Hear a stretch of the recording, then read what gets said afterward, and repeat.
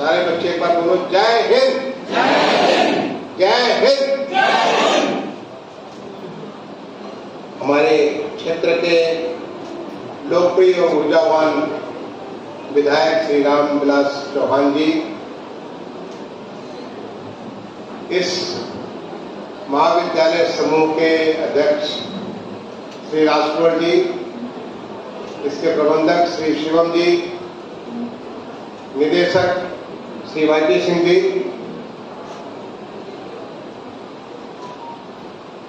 जननायक चंद्रशेखर विश्वविद्यालय बलिया के dean of faculty of commerce doctor साहब सिंह जी, मंच पर उपस्थित हमारे अन्य सम्मानित अतिथिगण, इस विद्यालय के पुराने प्रतिभावान छात्र जिन्हें आज सम्मानित किया गया है,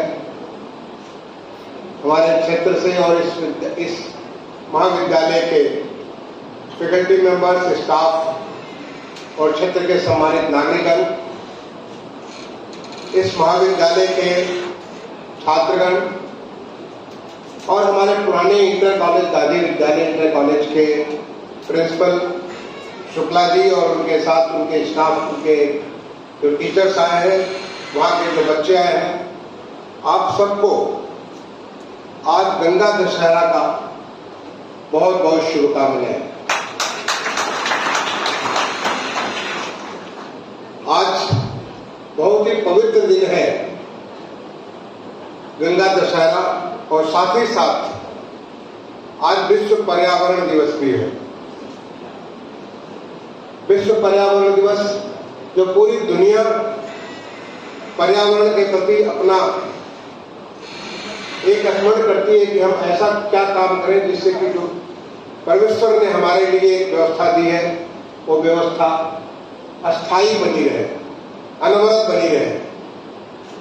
क्योंकि क्लाइमेट चेंज का असर आपने देखा है, किस प्रकार से परिवर्तन क्लाइमेट चेंज से, चाहे वो कृषि हो, चाहे हमारे जीवन की शैली हो, चाहे वो हमारी पूरी व्यवस्था की तमाम सारे को कैसे क्लाइमेट चेंज से परिवर्तित होते हैं, कैसे उनको नुकसान होता है। तो उस क्लाइमेट को बचाने के लिए पर्यावरण दिवस के रूप में आज का जो संकल्प है, बीट द प्लास्टिक्स, यानी प्लास्टिक का प्रयोग हम कैसे अपने जीवन में कम से कम करें, यानी कैसे कम कर सकते हैं, रिड्यूस। प्लास्टिक को एक बार नहीं, उसको कई बार यूज करें, या उसको उसके बदले में कोई चीज का प्रयोग करें। जैसे प्लास्टिक की थैली, झोला आप लाते हैं, सामान लाते हैं, तो उसकी जगह पे आप कपड़े का झोला लेना है, कई बार लेके जा सकते हैं, या उसी प्लास्टिक की थैली को कई बार लेके जा सकते हैं, उससे उसका यूज रिड्यूस होगा। रीयूज, उसको बार बार प्रयोग करें और रिसाइकिल करें। तो प्लास्टिक को कैसे हम अपने लाइफ में कम कर सकते हैं।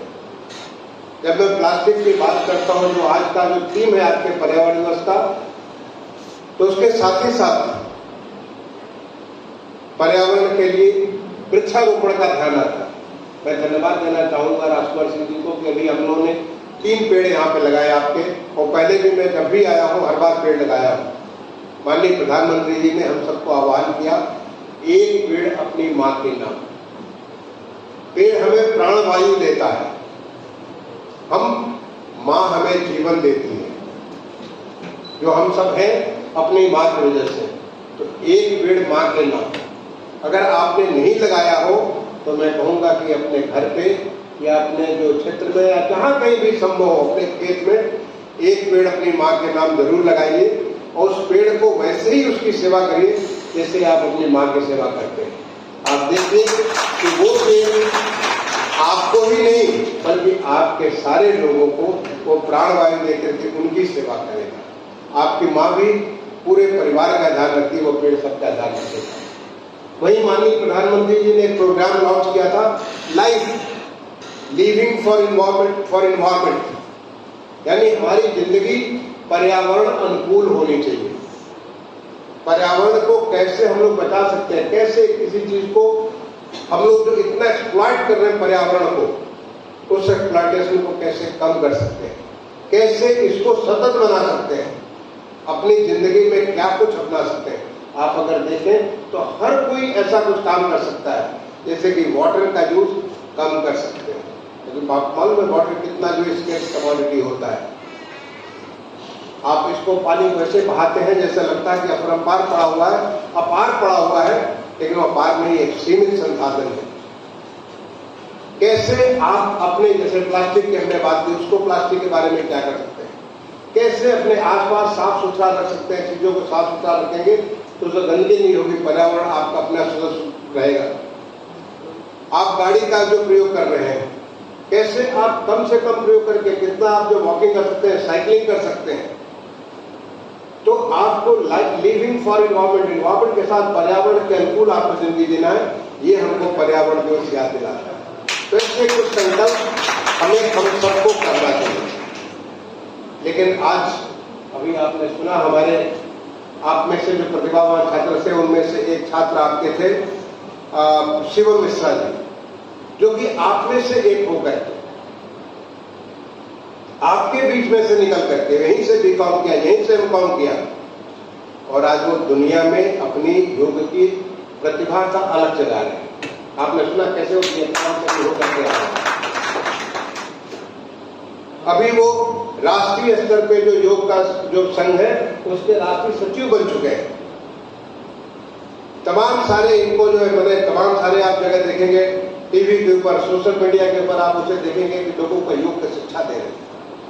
और जब हम योग की बात करते हैं तो योग, आप तो आज तारीख है 5, ज्यादा दिन नहीं है, केवल 16 दिन के बाद, 2 हफ्ते के बाद 21 तारीख को हमारे माननीय प्रधानमंत्री जी ने उनके प्रयास से, क्योंकि योग तो हमारे विश्व को दी गई हमारे ऋषियों का एक बहुत बड़ी अमूल्य निधि है, जो कि कैसे जीवन जिया जाए, कैसे स्वस्थ जीवन जिया जाए, कैसे योग कर्मेश कौशलम, कुशलता पूर्वक जीवन को कैसे हम लोग जी सकते हैं, उसका वो हमें तरीका सिखाता है, योग तरीका सिखाता है। और वो योग जो न केवल हमारे देश में, पहले वो देश में भी कुछ एक कुलीन वर्गों के पास था, धीरे धीरे हर एक अब योग को अपना चुके हैं। आप देखेंगे जो सड़क पे जो पहुंचे वाले जो काम करते हैं, हमारे रेडी पटरी वाले भाई, वो भी योग कर रहे हैं, जो हमारे रिक्शा वाले, सबको योग कर रहा है आज पूरे देश में। और देश नहीं बल्कि दुनिया में हमने देखा है, दुनिया भर में अभी 21 जून आने वाला है, जो साल का सबसे बड़ा दिन होता है, सबसे बड़ा दिन होता है पूरे उत्तरार्ध के दिन। उस दिन पूरे दुनिया में सब जगह जगह पार्क में लोग योग की तैयारी कर रहे हैं 21 जून। तो मैं समझता हूँ कि यहाँ भी, मैं समझता हूँ कि राजकुमार सिंह जी यहाँ भी एक योग का शिविर जरूर करेंगे 21 जून के लिए, और उसके पहले तैयारी भी करेंगे। फिर अगर आप योग करोगे, योग मैंने अपने पिताजी से सीखा, कब, जब मैं केवल 10 साल का था, और योग मेरे जीवन का अंग है। नित्य 1 घंटा में योग जरूर लगाता हूँ। योग है यानी प्राणायाम भी, अपना योगासन भी करता हूँ, प्राणायाम भी करता हूँ, ध्यान भी लगाता हूँ। 1 घंटा अपने लाइफ से पक्का उसको देते हैं, ताकि आपका आंतरिक स्वास्थ्य ठीक रहे, जिससे कि आप में वो जो प्रतिभा है वो प्रतिभा निकले, और पूरे हिम्मत के साथ, पूरे हौसले के साथ, पूरे संकल्प के साथ उस प्रतिभा को आप बाहर निकालें। मैं समझता हूँ कि जो 5 बच्चे आपके बीच है, अगर आप पूछोगे तो ये भी योग करते होंगे।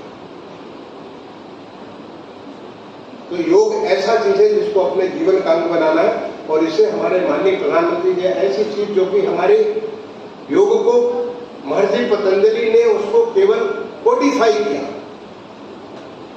उसका उन्होंने जैसे मैनुअल तैयार किया था वैसे उन्होंने मैनुअल तैयार किया। लेकिन योग तो हमें आदि योगी यानी भगवान शिव ने दिया।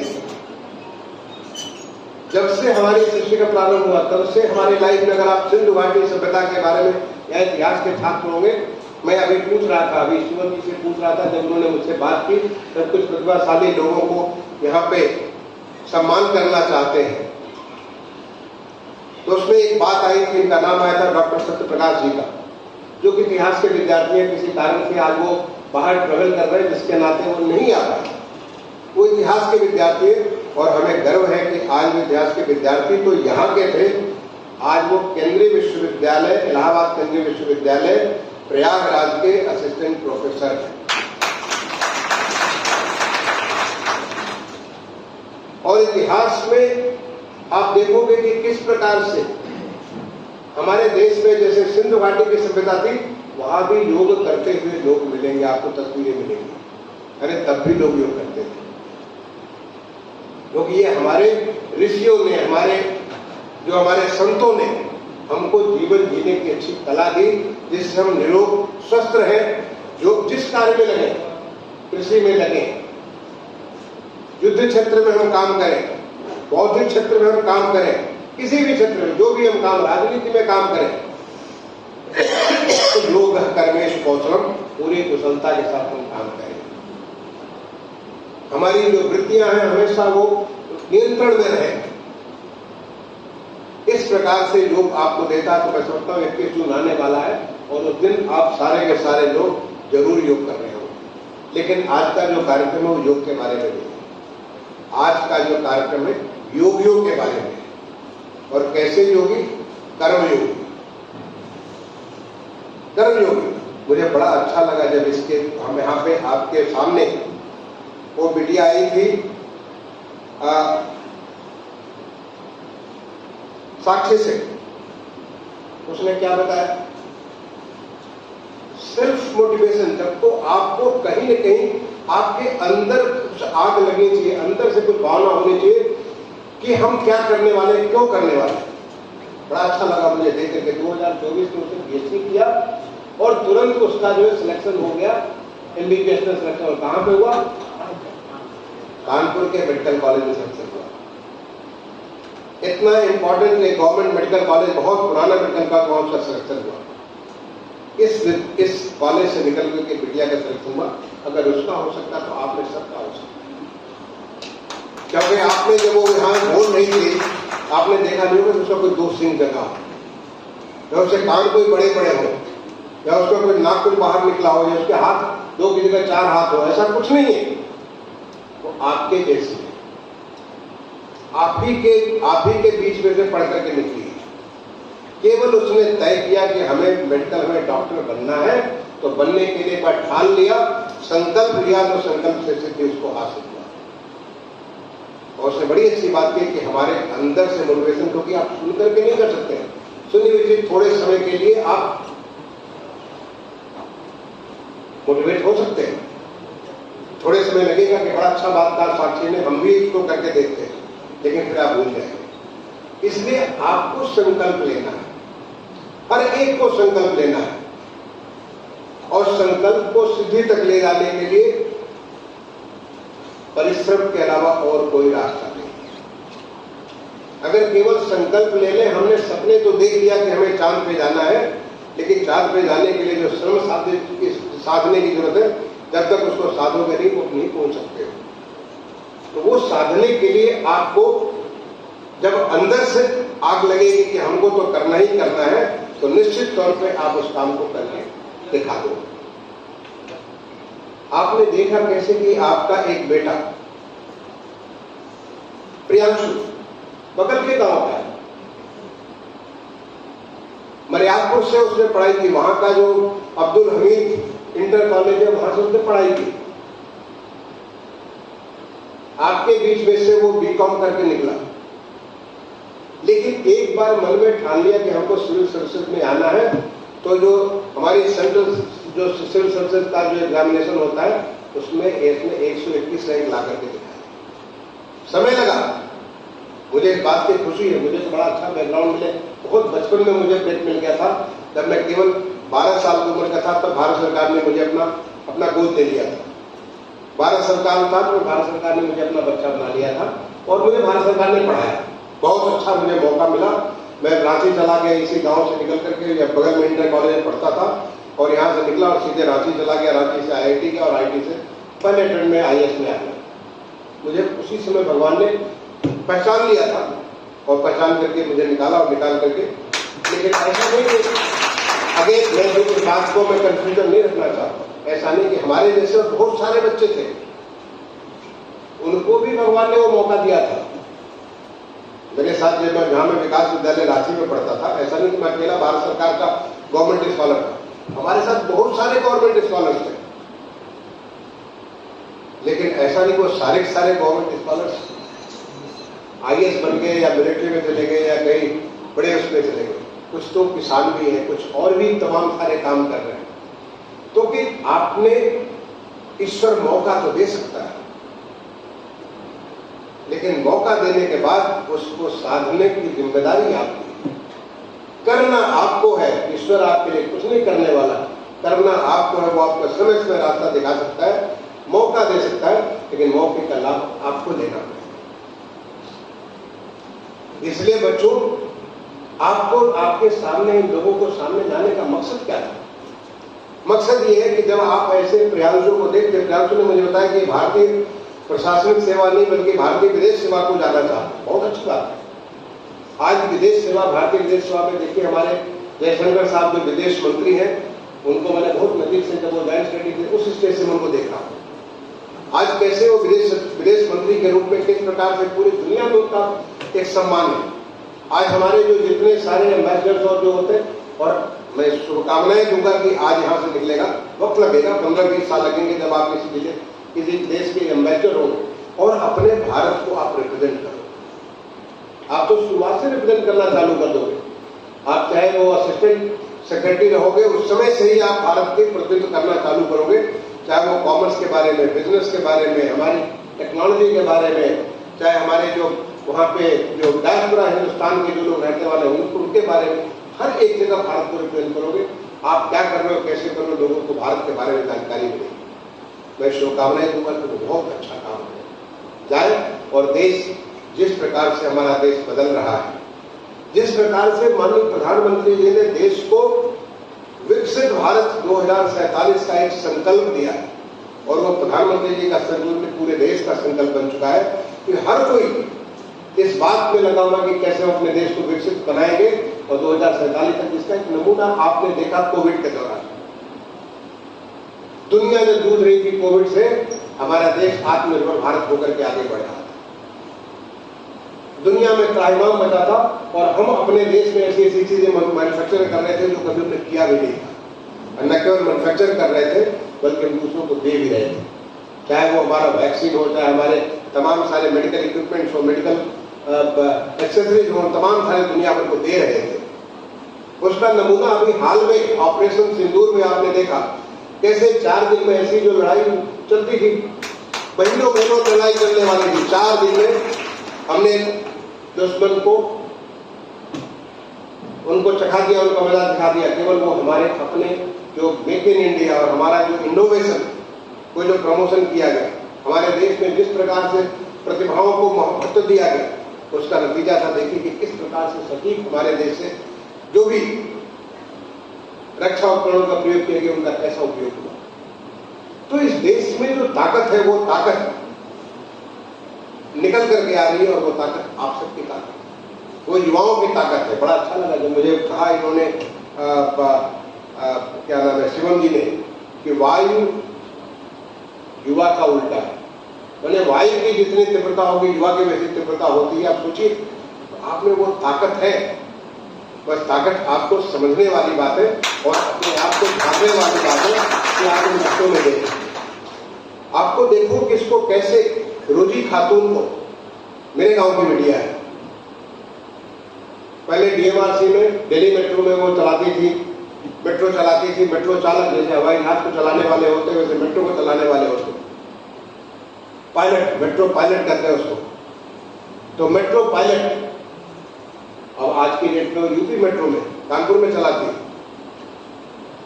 और भी स्टेशन को मैनेज कर रही है। आपके बीच में से निकली बच्ची, और वो अफसोसों को करने के लिए कितना सारा फोकस की जरूरत होती है, कितने सारे चीजें करनी पड़ती है। तो एक तो आपको मेहनत भी करना है और साथ ही साथ एक दिल में हौसला होना चाहिए कि हमको अचीव करना है, हमें इसे पूरा करना है।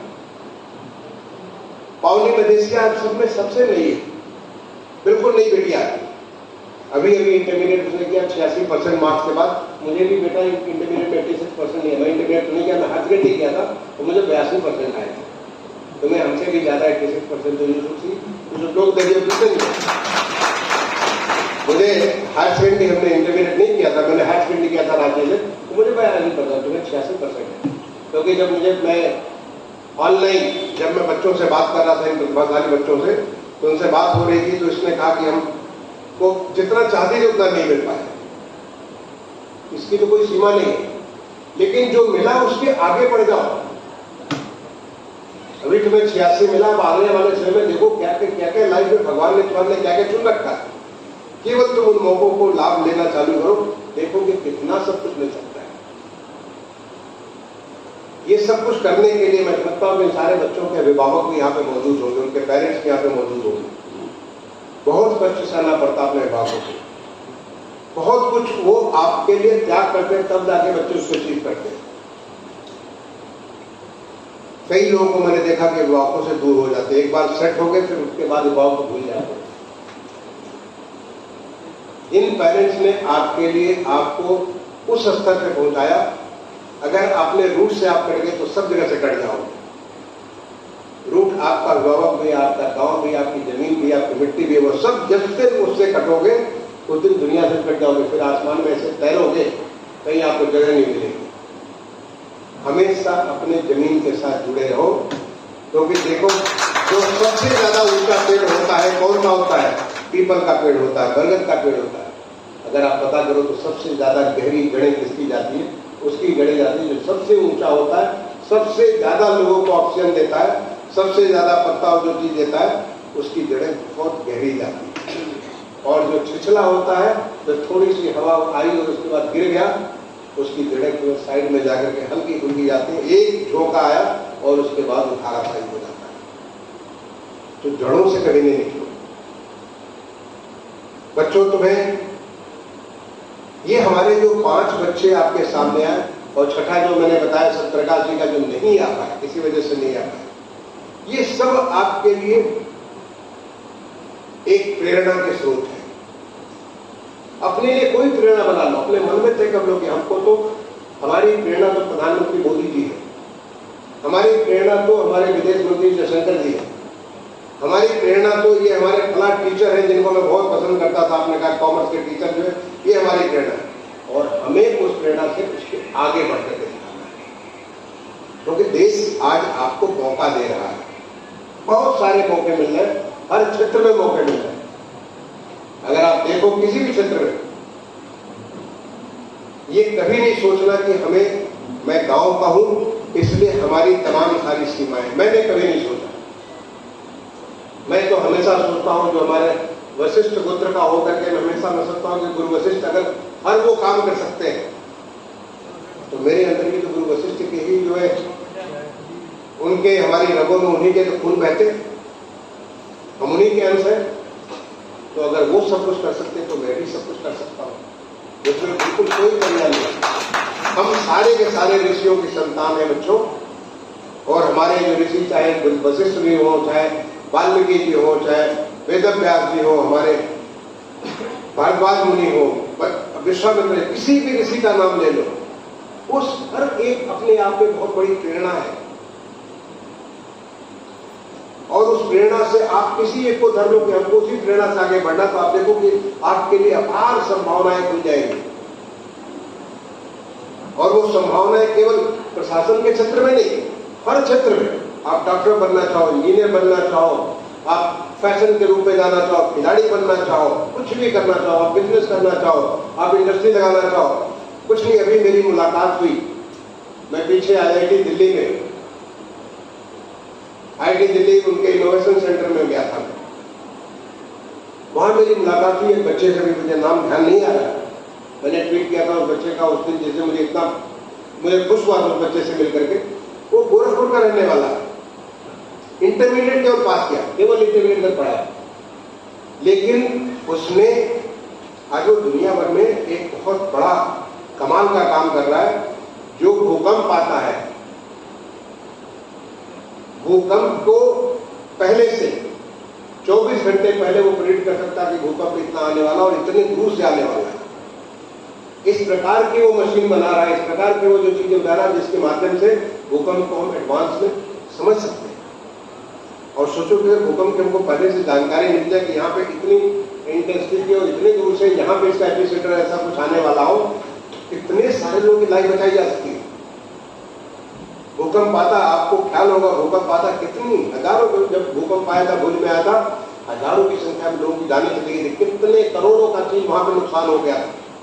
बहुत वक्त लगता है चीजों को वापस करने में, लेकिन एक बच्चा जो कि केवल इंटरमीडिएट भी पढ़ा है, गोरखपुर का सहजनवा का रहने वाला बच्चा, आज वो इसके ऊपर IIT दिल्ली के इनोवेशन सेंटर में काम कर रहा है। अभी वो ऑलरेडी 4 घंटे का तो बना चुका, वो 24 घंटे वाला अभी मशीन पे काम कर रहा है। और मेरे साथ जो प्रोफेसर घूम रहे थे बता रहे थे कि इसके सारे रिजल्ट्स लगभग सही मिल रहे हैं। तो इसकी कोई सीमा नहीं। कौन जानता, क्यों जानता कि कबीर इतने बड़े, आज भी कबीर को कितना मरे हुए कितना दिन हो गए, लेकिन हम सब उनको याद करते उनके लिए कितना पढ़ाई की थी उन्होंने। तो किसमें क्या प्रतिभा छुपी है ये आपको जानकारी नहीं है, आप में वो सारी प्रतिभाएं हैं। और ये हमारा नया भारत है, ये विकसित भारत का जो है यात्रा है, जिसमें हर कोई एक प्रेरणा, हर कोई एक बहुत बड़ा शक्ति का स्रोत है। केवल उस शक्ति को रियलाइज करने की बात है, और रियलाइज करने के लिए प्रेरणा आपको इन बच्चों से आती है। मैं आप सारे लोगों को इस बात के लिए पहले तो मैं सारे अभिभावकों को प्रणाम करूंगा, जो अभिभावक जिन्होंने इतने योग्य बच्चे दिए, उनका ध्यान रखा। और बाकी अभिभावक भी अगर यहाँ पे होंगे तो उनसे भी मैं यही अपेक्षा करूंगा कि अपने बच्चे पर विश्वास करिए, उसकी क्षमताओं पर विश्वास करिए। देश बहुत कुछ दे रहा है, आपको देश को देने के लिए बच्चे को तैयार करना। बच्चों, तुमसे भी मैं एक अपेक्षा करूंगा कि ये तो एक नमूना, एक छोटा एक उदाहरण है, आपको इससे भी आगे बढ़ना है, इससे भी आगे बढ़ना है। एक कविता मुझे याद है, चढ़े हिमालय की चोटी पर आगे और चढ़ना है, हमें हिमालय की चोटी पर नया हिमालय बढ़ना है। तो हमें शांत नहीं होना, हम इतना अचीव करके बस उनमें पूरा हो गया, बहुत खुश हो गए। हमें उसके ऊपर भी एक नया हिमालय करना, ताकि नए हिमालय की चढ़ाई हम लोग करेंगे। ये हमारे अंदर ताकत आनी चाहिए, और ये तुम में बच्चों आ सकती है। हर एक कोई अपने के बारे में सोचे। बहुत अच्छा लगा मुझे जब उसने बिटिया साक्षी सिंह ने कहा कि तुम्हें अंतः प्रेरणा होनी चाहिए, अंदर से निकलना चाहिए। तुम सोचो, आज अपने आप को सोचो, मैं कहाँ हूं, 5 साल के बाद कहाँ होऊंगा, 10 साल के बाद कहाँ होऊंगा। ऐसे अगर सोचोगे तो अपने आप को रास्ता भगवान देना चालू करेगा। जो हमें कहानी सुना रहे थे, हमारे शिवम जी सुना रहे थे कि जब मैं IAS की परीक्षा दिया तो मैंने, बिल्कुल सही बात, IAS की जब मैंने परीक्षा दी थी तो मैंने सोच करके दिया था कि इंजीनियरिंग सर्विस मैं प्रैक्टिस के लिए दे रहा हूँ, केवल प्रैक्टिस के लिए। और इसीलिए लोग इंजीनियरिंग सर्विस की परीक्षा जो है 1 देते हैं, मैंने 2 दिया ताकि मेरी डबल प्रैक्टिस हो जाएगी। लोग 4 पेपर देते हैं, मैंने 8 पेपर दिया, इलेक्ट्रिक का भी, इलेक्ट्रॉनिक्स का भी। और 1 इंटरव्यू देते, मैं 2 इंटरव्यू दिया, इलेक्ट्रिकल का भी, इलेक्ट्रॉनिक्स का भी। बाकी हिंदी इंग्लिश तो मेरा कॉमन था। और रिजल्ट आया तो इलेक्ट्रिकल में नंबर 1, इलेक्ट्रॉनिक्स में नंबर 2 पूरे देश में। और वो मेरा केवल प्रैक्टिस था, बाकी IAS तो मैं उसके लिए, IAS में मेन मेरा फोकस IAS था, मुझे IAS तो करना ही करना।